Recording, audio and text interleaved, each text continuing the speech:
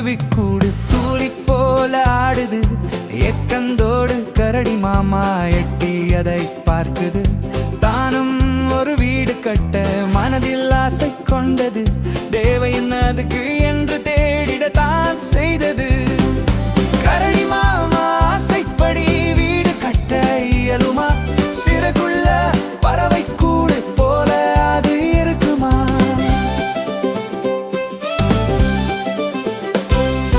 மூங்கிலிடம் உதவி கேட்டு மரத்தில் வீடு கட்டவா?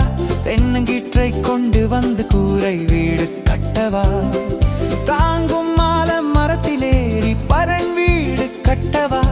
தரையில தான் குழி தோண்டி சுரங்கம் வெட்டி கொள்ளவா? என்ன வீடு கட்டிட என்பதுதான் புரியலை.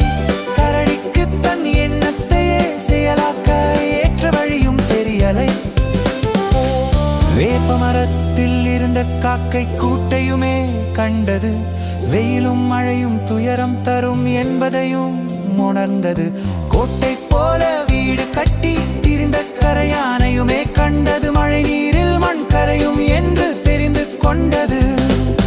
எலி போல வளை தோண்டி வாழ்வதற்கோ தன் உடல் ஏற்றதல்ல என்பதையும் அது புரிந்து கொண்டது.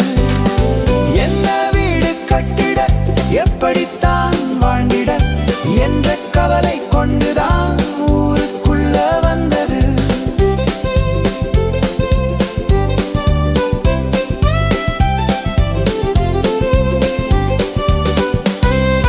நாலு நல்ல கம்பை ஊன்றி அதன் மேலே குச்சி வைத்து கூரை கட்டி உச்சியிலே பனையோலை பரப்பிவிட்டால் நல்ல வீடு ஒன்றாகும். நாம் வாழ்வதற்கு ஏற்றதாகும் என்றபடி கரடி மாமா காட்டுக்குள்ளே வந்தது. கச்சிதமா வீடு கட்டி குடியேறி மகிழ்ந்தது.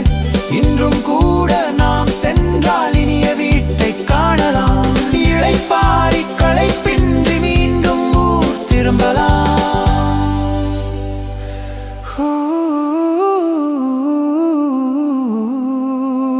இளைப்பாரி களைப்பின்றி மீண்டும் ஊர் திரும்பலாம்.